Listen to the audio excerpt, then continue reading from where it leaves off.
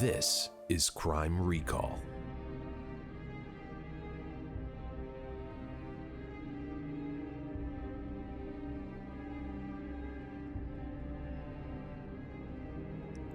Hello, and welcome back.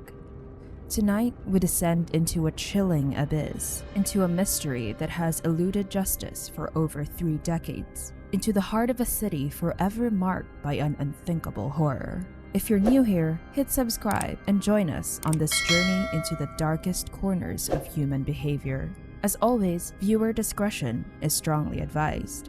Today, we're peeling back the layers of a case that has sent tremors through time, echoing through the city of Austin, Texas, with a haunting refrain of loss and unanswered questions. We step into the chilling narrative of the Austin Yogurt Shop murders, a macabre puzzle that remains unsolved to this day. 4 innocent lives extinguished, their futures stolen, their memories etched into the heart of a city that we'll never forget. Fasten your seatbelts, ladies and gentlemen.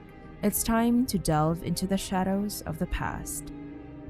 On December 6, 1991, the sun had set over Austin, Texas, and the holiday season was in full swing. 4 teenage girls, 13-year-old Amy Ayers, 17-year-old Jennifer Harbison, 15-year-old Sarah Harbison, and 17-year-old Eliza Thomas were finishing their shift at the I Can't Believe It's Yogurt Shop, located in a busy strip mall in North Austin. They were closing up the shop for the night, cleaning and counting the day's earnings. Little did they know that this night would turn into a nightmare, leaving their families and friends forever changed. Jennifer and Sarah were sisters, both working at the yogurt shop to save money for their futures.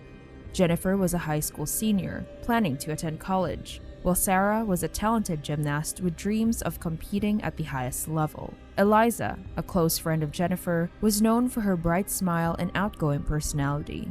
Amy, the youngest, was visiting the shop that night to catch a ride home with her sister Jennifer. Shortly before midnight, a police officer patrolling the area noticed smoke billowing from the yogurt shop. Firefighters rushed to the scene, and after extinguishing the flames, they made a horrifying discovery. The 4 girls were dead, their bodies bound and gagged, with evidence of sexual assault. Each of them had been shot in the head execution style, and the fire had been set to destroy evidence. The gruesome scene left the community shaken, and the hunt for the killer, or killers, began. The crime scene was chaotic, with fire and smoke damage making it difficult for investigators to process. It quickly became clear that this was a brutal, calculated attack meant to leave no trace. The community was reeling from shock, unable to comprehend how such a horrific crime could happen in their city. The Austin Police Department launched a massive investigation, dubbed Operation Vanilla, due to the shop's signature yogurt flavor. As detectives combed through the crime scene, they found very little evidence, making it difficult to piece together what had happened. The fire had destroyed much of the forensic evidence, including fingerprints and DNA. However, a single .22 caliber shell casing was recovered, indicating that at least one of the killers had used a .22 caliber weapon. As the investigation progressed, officers interviewed hundreds of potential witnesses and suspects. They followed up on every lead, no matter how small or seemingly insignificant. The police even consulted with the FBI's behavioral science unit to create a profile of the potential killer or killers. Yet, despite their best efforts, the case remained cold for years. In the months that followed, the police received over 3,000 tips, but nothing substantial emerged. It wasn't until 1999, nearly a decade later, that a break in the case came. Detectives arrested 4 men: Maurice Pierce, Forrest Welborn, Michael Scott, and Robert Springsteen. They had been teenagers at the time of the murders and were known to hang out near the strip mall where the yogurt shop was located. Their arrest followed a chance encounter with Maurice Pierce, who was stopped by the police for carrying a concealed weapon, a .22 caliber gun. This led investigators to reopen the case and question Pierce's friends. After intense interrogations, Scott and Springsteen confessed to the murders, giving graphic details of the crime. However, they later recanted their confessions, claiming they had been coerced by the police. The case against Pierce and Welborn was weaker, with no confessions and little evidence linking them to the crime. But the police believed they had enough to build a case against Scott and Springsteen, who were charged and taken to trial. Despite the lack of physical evidence, Scott and Springsteen were tried and convicted. Springsteen was sentenced to death, while Scott received a life sentence. However, their convictions were later overturned on appeal, and in 2009, DNA evidence found at the crime scene was retested using advanced techniques. The results showed that the DNA belonged to an unknown male, not any of the 4 suspects. With this new evidence, the charges against Scott and Springsteen were dropped and they were released from prison. Pierce and Welborn had never stood trial, as there had been insufficient evidence to prosecute them. The case was now back to square one, and the families of the victims were left devastated by this turn of events. With the release of Scott and Springsteen, the police began to re-examine old leads and search for new ones. They re-interviewed witnesses, revisited the crime scene, and enlisted the help of forensic experts. In 2017, a new lead emerged when a man named Ryan Waller, who was in prison for unrelated crimes, claimed to have information about the murders. Waller alleged that 2 other inmates had confessed to him, providing details about the crime that only the killer would know. However, after investigating Waller's claims, the police concluded that his information was not credible.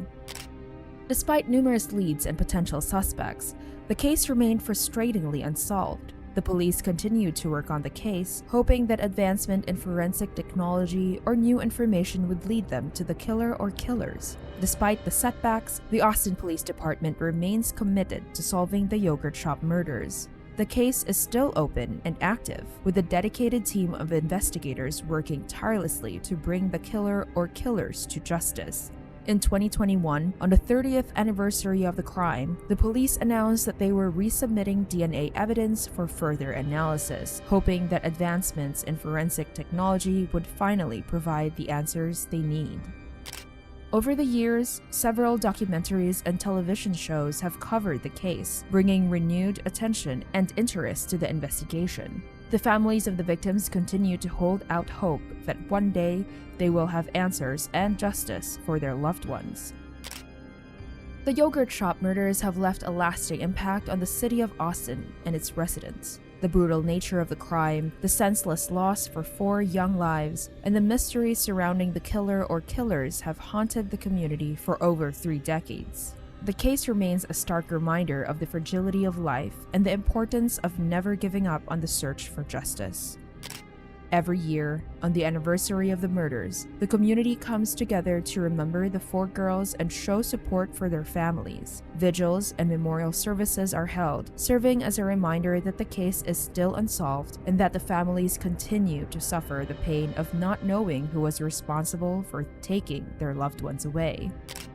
The Austin Police Department continues to encourage the public to come forward with any information that could help solve the case. They hope that someone somewhere knows something that could finally bring closure to this tragic story.